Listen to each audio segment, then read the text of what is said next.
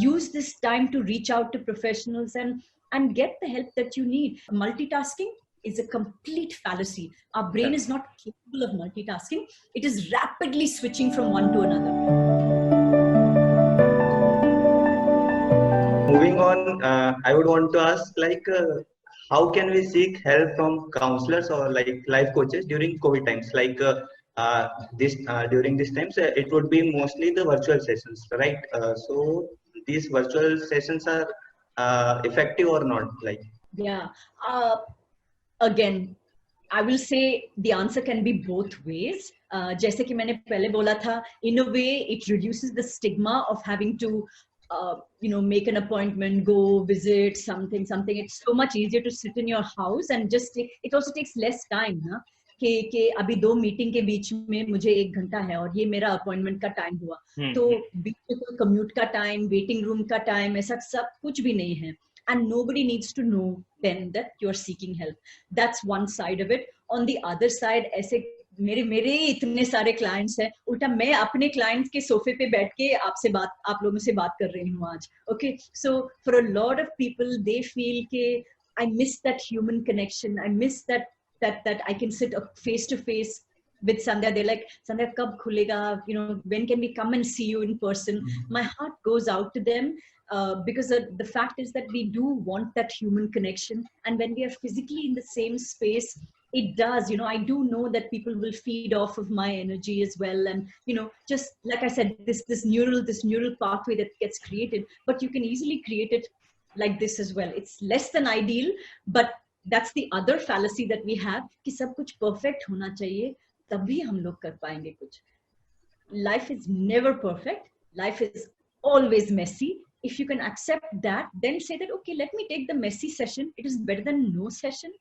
Let me take this small flawed step towards my betterment. It's better than no step towards my betterment. True. And one day we shall meet again in real life also, Yeah. True. So that's the both sides of the story. Yeah. You mentioned so right now we are trying a lot of things, right? We're trying a lot of things. I've started reading books. So personally, I used to hate books, right? I don't know if professors see this, but during my night time also, in the 4 years, I haven't opened a book. We just used to go through the notes and on mobile phone, on laptops, and it's done.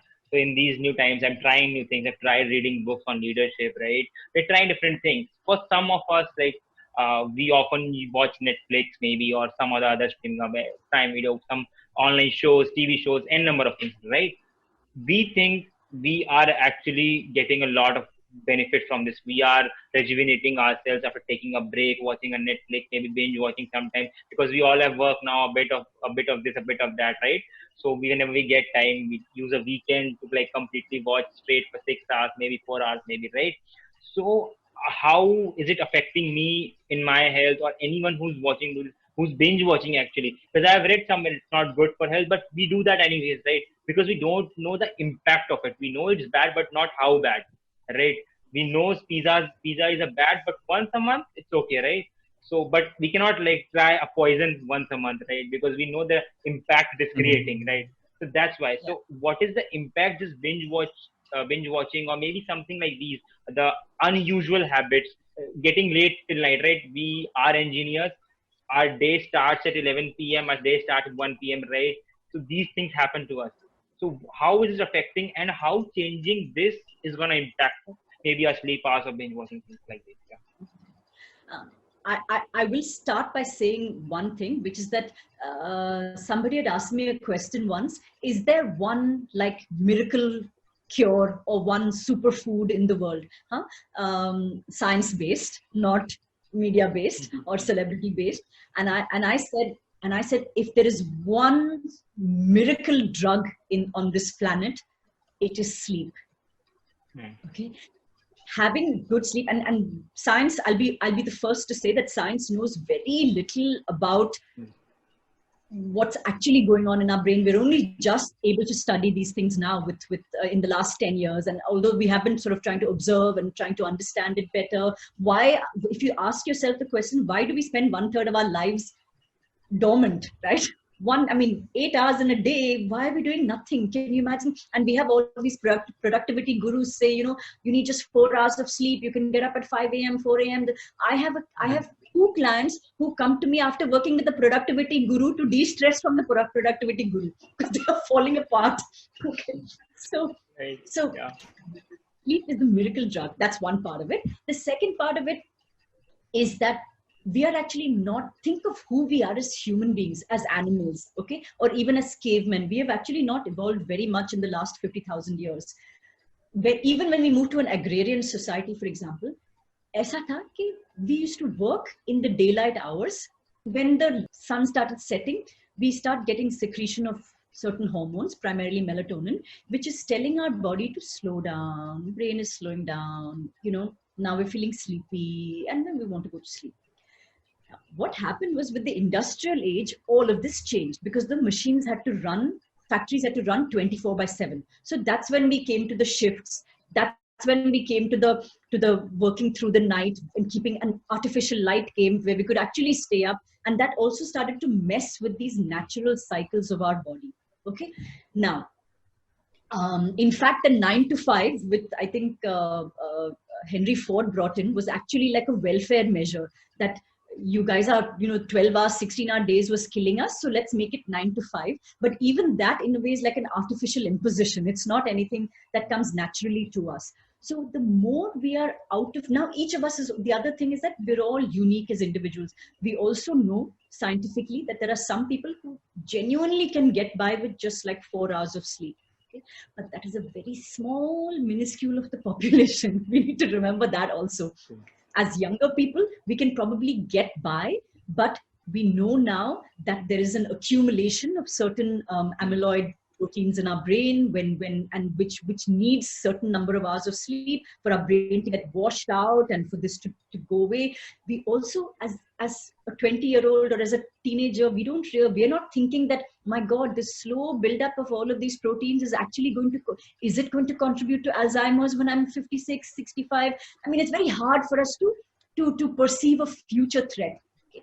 But today, a lot of us are getting that awareness that, listen, one, I want to be the best version of myself. I want to be the most productive version of myself, but also that awareness that, hello, today science is telling me I'm going to live to 110. Do I want to? So from 50 onwards, if my body is going to collapse, am I going to spend the next 60 years in a wheelchair with somebody feeding me through a tube and changing my diapers? So these are becoming sort of, and we're seeing this around us now, right? We have aging populations never before. Our average lifespan earlier was like 56, 43, 62. But now we see our grandparents are all living well into their 80s. But they had a very different lifestyle. They followed this circadian rhythm. They they slept when the sun went down, but we are not. So it's again, can we change the bulk of the people that are going to binge watch and things like that? No, but can we create that awareness for ourselves? Here's what I would say to that. Now, let's come to what we're actually doing. It feels good, right? Everything in fast food, fast media, fast love is aimed at giving us a dopamine hit. It's like sugar, right? We can eat either a whole wheat roti, which will create the slow sugar, which will get converted to sugar. Everything gets converted to sugar at the end of the day, but a slow release of sugar and will nourish us. Or you can eat like a chocolate frosty, something, and immediately it goes to your brain and your brain is going to say, ding, dopamine hit, you're going to get rewarded. And that dopamine hit, that sort of pleasure, it basically is activating our pleasure centers.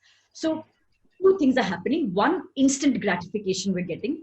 Each swipe right, each like on social media, each episode which is bringing us that instant oh my God, so much excitement, so much violence, so much sex, so much pleasure, so much drama. Oh, our body is going through all of this roller coaster. It's so much more exciting than reading your engineering book, right? I would much rather be in the throes of things than, it's a no-brainer. But also the continuity factor, endless. Today, you can get love at the end of your smartphone. One Netflix serial automatically goes into the next episode begins in 10 seconds. One YouTube video will automatically roll into the other.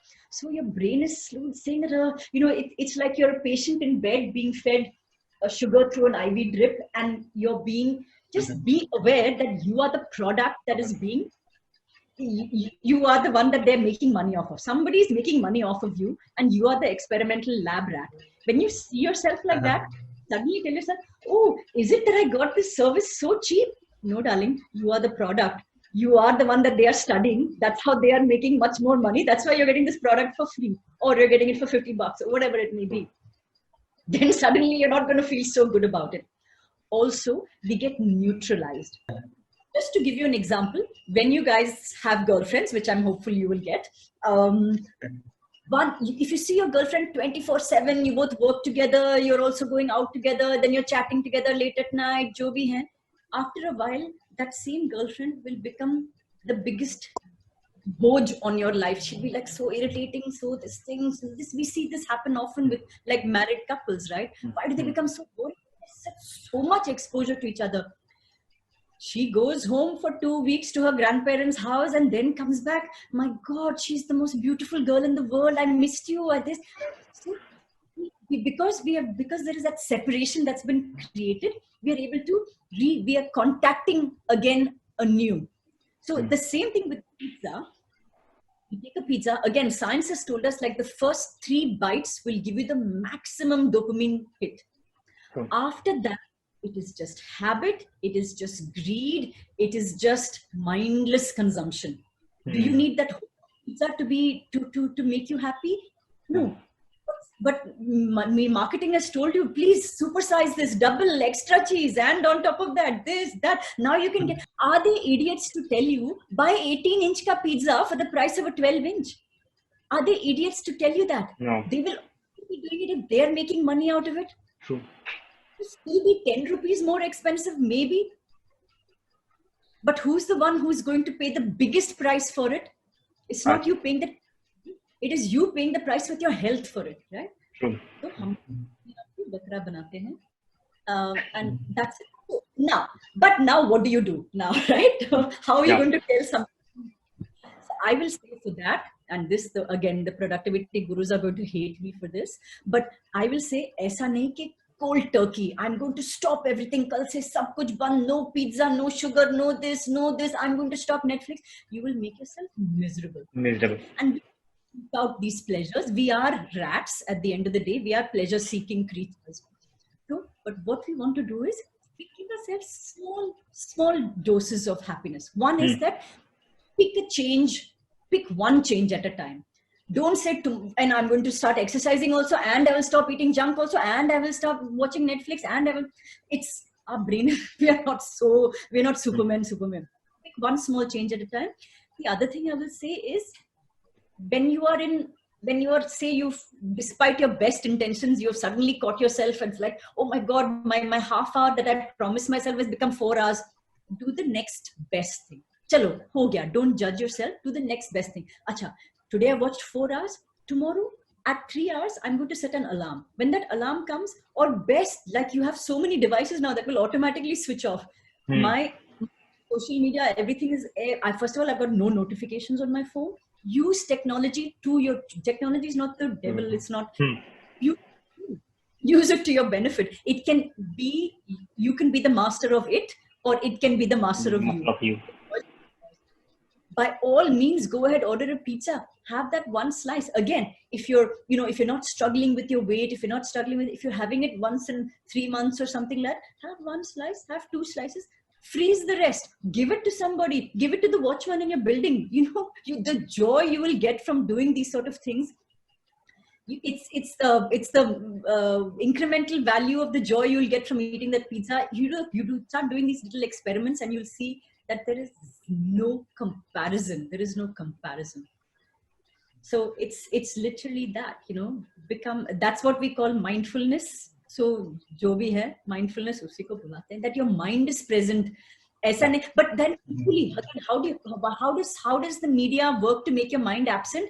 Acha, when you're working on computer now, you can just buy our Super Sunday sandwich, and you can just keep eating it while you're, because then what they're trying to tell you is that you let your mind be on your work, then you'll mindlessly eat this. So when you're eating anything else, when you're watching Netflix, we in a way, harm ourselves. Okay, I want to do Netflix also while I'm doing this, while I'm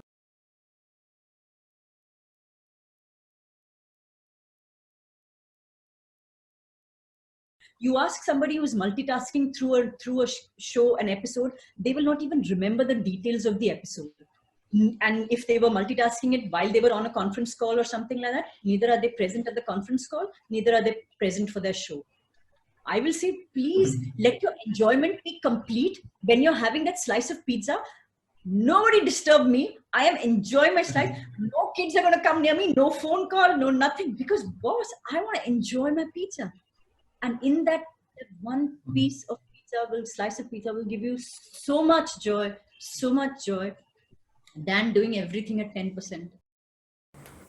Hello everyone. So this is a part of our video series, The New Normal.